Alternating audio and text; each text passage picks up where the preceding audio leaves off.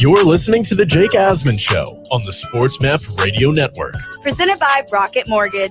Live from the O'Reilly Auto Parts Studios, here's Jake Asman. Think O'Reilly Auto Parts for all your car care needs. Get guaranteed low prices and excellent customer service at O'Reilly Auto Parts. O'Reilly Auto Parts. Better parts, better prices every day. The fadeaway.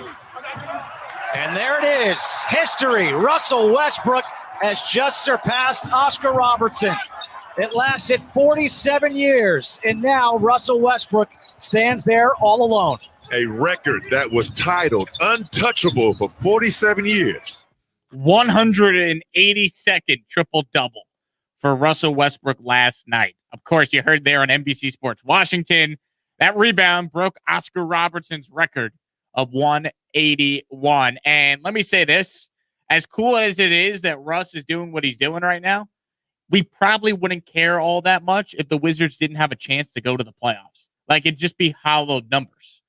But because of the fact that the Wizards, even though the Washington Wizards have a record of 32-37, they are a legit playoff team.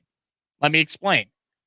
Because the play-in tournament means so much more for so many more teams now at the end of the regular season. Right now, the Wizards, as the 10 seed, would take on the 9 seed Indiana Pacers. The winner of that game would play the winner of the Celtics and Hornets in the 7-8 matchup. You see why this is intriguing? All of a sudden, the Wizards have a chance because they played so much better in the second half of the year once Westbrook and Beal really figured out how to play with one another.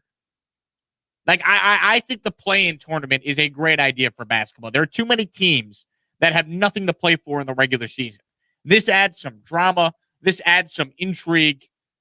The play-in series format is the 7 seed playing the 8 seed with the winner of a single game advancing to the playoffs.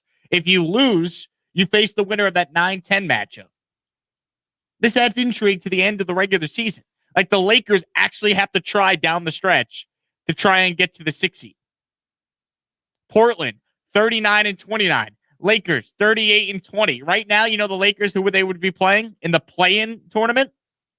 The Lakers would play Steph and the Warriors. That doesn't excite you if you're a basketball fan? You wouldn't want to watch LeBron James versus Curry in a single game to decide who goes to the playoffs? And if the Lakers were to lose, LeBron in an elimination game to avoid the playoffs altogether? I think the NBA play-in tournament's a great idea. I know some were down on it. Even LeBron came out and he loved it last year, and now he doesn't like it because his team might be in it. I think the NBA got it right here. And I've been very critical of the NBA for a lot of reasons. But I think this is the right approach to try and make the regular season mean something down the stretch here. You have a bunch of teams that normally would have nothing to play for, still alive and still in the mix. Would we care about the, 34-33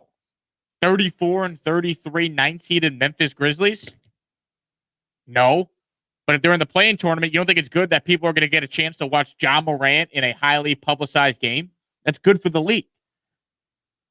The Spurs and Popovich in a one-game save-your-season style matchup against Ja and the Grizzlies in the 9-10 winner plays Lakers or Warriors. I mean, that's good stuff there.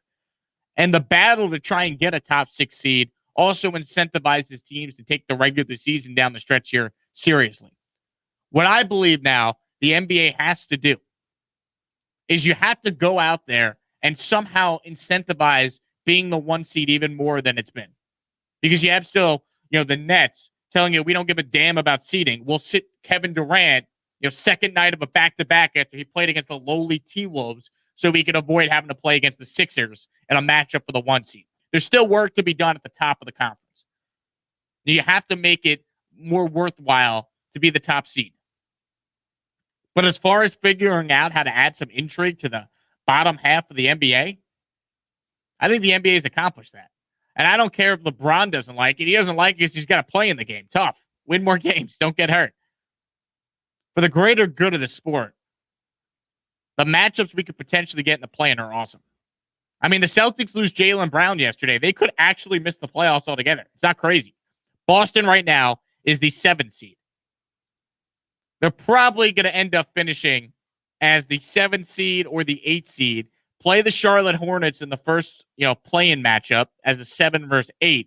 If they lose that, imagine we get like Celtics Wizards.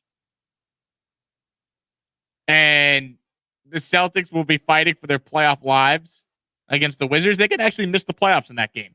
In one game, Russ goes off, Beal goes off. Why not? The NBA needs more watchable games that matter, more games of consequence. And in a one-game scenario, anything can happen. See, usually in the NBA, the best teams always win. Why is that? Because over the course of a best of 7, your best players are going to even out and take control of a series. That's just how it goes. But in a one-game scenario, anything can happen. And isn't that why we love March Madness so much? Anything can happen in a one and done. So you put LeBron versus Steph Curry in a 7 versus 8, and the losers got to go to an elimination game to make the playoffs. How much fun would that be? If you're the NBA, it's looking like either way, you might have Steph or LeBron in 2 must-win elimination games. Isn't that what you want if you're a basketball fan? To have the games matter? To stop having to hear the best team always wins. Let's just skip the regular season and go right to the conference finals. Because that's what it's really been. But I will say this for the NBA. I feel like this year, more so than in maybe the last 10, I'm trying to think back, there are more teams that I could see winning a championship than ever before. I look at the Eastern Conference, and I think there's 3 teams that legitimately could win the whole thing. Philly, Brooklyn, and Milwaukee. I think those are the 3. Then there's a drop-off from the Knicks, Hawks, Heat onward.